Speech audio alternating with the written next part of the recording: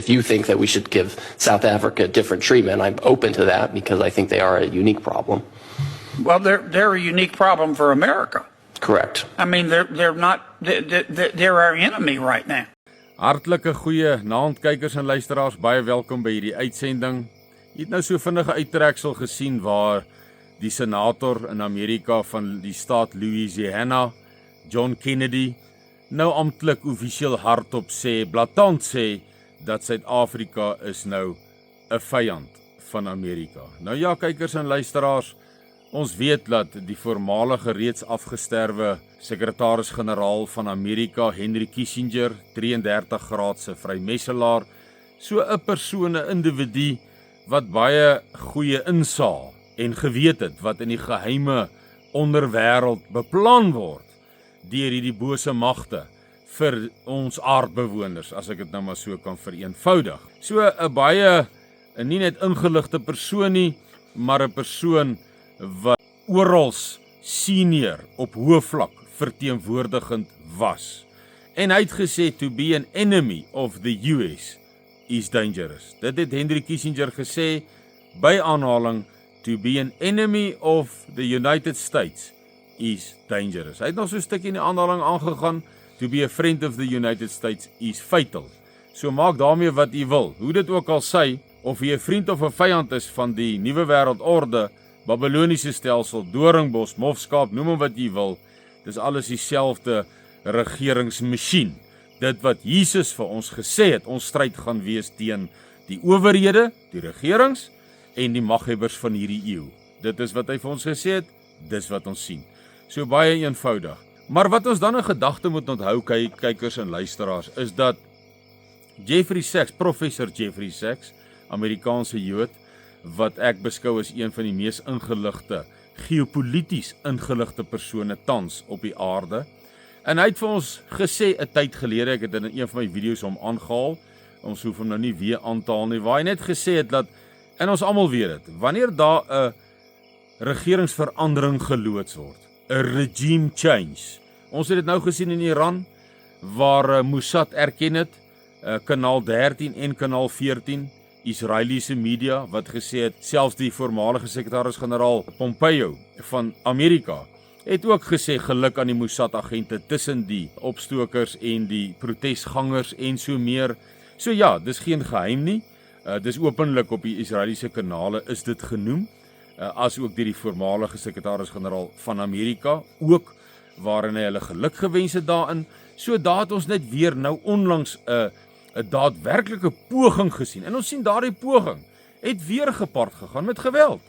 Duisende mense, die getal is natuurlik verskriklik onakkuraat, soos wat dit uitkom. Mens kan nie op dit gaan nie, maar daar's duisende mense dood in hierdie geweld en poging tot 'n staatsgreep, 'n regime change, 'n regeringsverandering in Iran. En dis presies wat professor Jeffrey Sachs vir ons gesê het. So 'n regeringsverandering gaan altyd gepaard met geweld. Altyd. En dit is waarvoor u en ek moet voorberei. Ons het nou gesien, kykers en luisteraars, ek sal die flitsse so plaas soos wat ek met u gesels.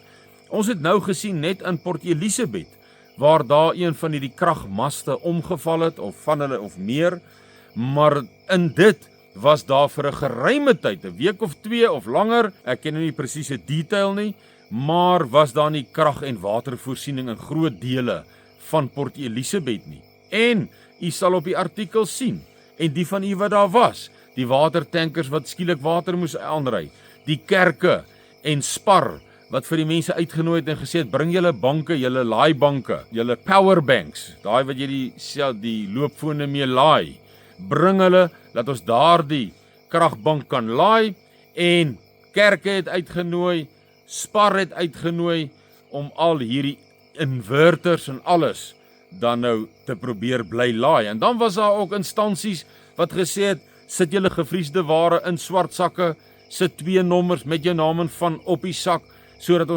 ons sal vir julle gratis. Nou, kykers en luisteraars, dis nog redelik normale omstandighede. Dis net 'n kragpaal of pale wat omgeval het. Of dit nou deur sabotasie is, maak nie saak nie. Kyk hoe vinnig eskaleer die situasie. Daar het 'n bietjie protes hier en daar ook begin, volgens berigte. Hoe dit ook al sy, dit is net kragpale wat omval.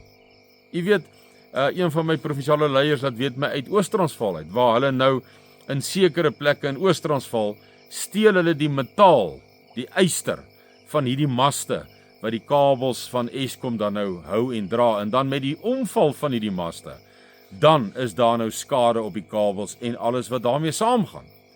So, hierdie is net 'n vinnige voorbeeld van hoe vinnig eskaleer 'n situasie in Port Elizabeth, en daar was mense wat baie benoud was in hierdie week of 2 van gebeure. Dit is nie 'n voortsetting, dit is nie 3 weke, 4 weke, 5 weke, 6 weke. Wanneer 'n moondheid soos Amerika ons hanteer sigbaar soos 'n vyand en 'n Iran scenario hiervan stapel stuur, gedryf deur ekonomiese sanksies, ekonomiese tariewe, om ons ekonomies, hulle sal op al die velde, sal hulle nou gaan vir die Suid-Afrikaanse regering. Op ekonomiese vlak, militêre vlak, stabiliteit, noem dit, enige een van hulle. In al hierdie, het professor Jeffrey Sachs vir ons gesê, is geweld deel daarvan. Ons het dit nou gesien in Iran. Ons het dit nou gesien in Venezuela. Hoe vinnig en hoe maklik. Wanneer is dit Suid-Afrika se beurt? En ek het maar net vir u Port Elizabeth as 'n voorbeeld. As 'n misdaad, as 'n sabotasie, as 'n ongeluk, 'n mas wat omgeval het en die benoudheid, die ellende wat dit onmiddellik geskep het. Mense wat sien daar uit die vragmotor op een van die video's, ons gaan miskien nie klank bysit nie, maar as jy die vragmotor so sien gaan, sê die persoon in die artikel, hulle weet nie of hulle nou weer die vragmotor gaan sien nie, want daar's soveel waters, oral so nodig, en daar's nie soveel voertuie wat die water kan vervoer nie. Nou eskaleer, kombineer dit met 'n bewindsoorname. Kombineer dit met Julius Malema se revolusie. Kombineer dit met hierdie rooi massas wat 4-5 maande gelede gemobiliseer het net vir universiteitsverkiesings. Ons sal moet sien hoe hulle gaan mobiliseer vir Maart maand, wanneer hulle leier dan nou weer voorkom voor die hof. Ons sal nou moet kyk, April, dink is Maart, April, wanneer hy nou weer voorkom. So dan moet ons kyk, wat se mobilisasie en momentum is daarin.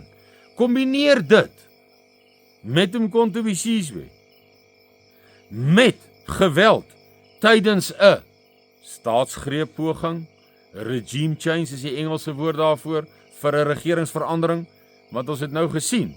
Senator John Kennedy sê, Suid-Afrika is nou 'n vyand van Amerika.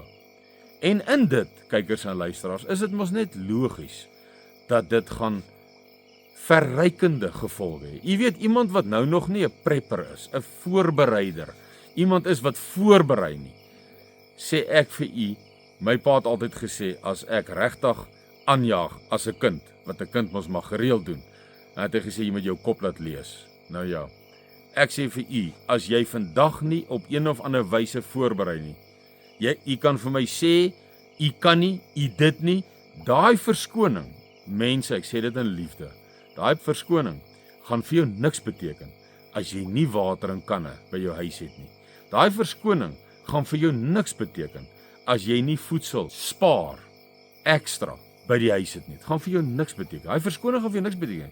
Ek kan vir jou vanaand sê, ja, ek hoor jou verskoning, ek verstaan, jy het nie fondse nie, ek verstaan, maar daai verskoning, en wat dan gaan volg, gaan dit nie verstaan nie. Geen verskoning gaan 'n verskil maak nie. Onthou dit.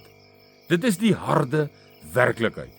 So bereid ten minste voor, en dan is die logiese, kykers en luisteraars, u kan in die kommentare vir my u gevoelens deel. Daar's altyd goeie kommentare. En is net logika. Kom ons bel weer vir logika. Wanneer dit nou gepaard gaan, nie net met 'n paal wat omgeval het nie, maar 'n oproer, 'n revolusie, 'n Iran staatsgreep poging wat geloods word. Hoe gaan daardie geweld lyk? Wanneer daar mense doodgeskiet word, in hulle duisende, en ons praat hier van voorbeelde, in die afgelope week, 2 weke, kombineer dit alles, en dan as jy voorbereid is, en daai geweld vind plaas, dan sê logika vir u en vir my, waar gaan jy aansluiting kry sodat jy kan groepeer? Nie noodwendig, nie groepeer om 'n party tot 'n konflik te raak nie, want daarvoor is niks in plek in terme van in enige opsig nie. Nie toerusting nie, nie psigies nie, geestelik glad nie. Is die oorblyfsel van hierdie volk nog nie naby daar waar hulle moet wees wanneer die Vader sal ingryp namens ons nie. Ons is nog nie naby daar nie. Maar dan is dit net logies om te sê, as ek fisies voedsel, water, fisies logistiek voorberei het, wat jou logistieke mense in die departement van Suidlanders vir jou sal adviseer en raad gee en leiding gee, en as jy dit in plek het, dan gaan dit oor jou veiligheid.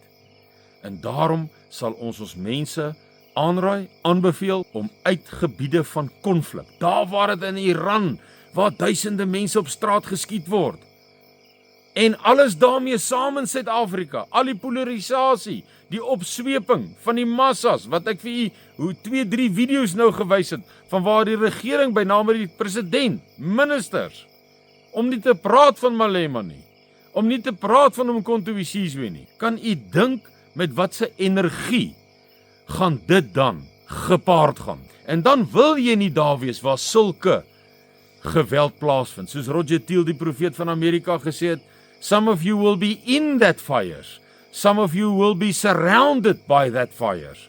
Dis net logies. En dan is dit beter om saam met eendersdenkendes te sê, ons is nie 'n party tot hierdie konflik nie, ons onttrek, ons ontruim, ons van hierdie konflik, ons vlug van hierdie konflikarea na 'n nie-konflikarea waar ons internasionale reg volgens die Genève konvensie het om ons self te beskerm met al die middele tot ons beskikking. En dan hanteer ons dit van daar af. Die Vader sal ons van daar af onderneem, soos wat hy ons voorouers nog altyd onderneem het. Sterkte en seën tot 'n volgende keer. Totsiens.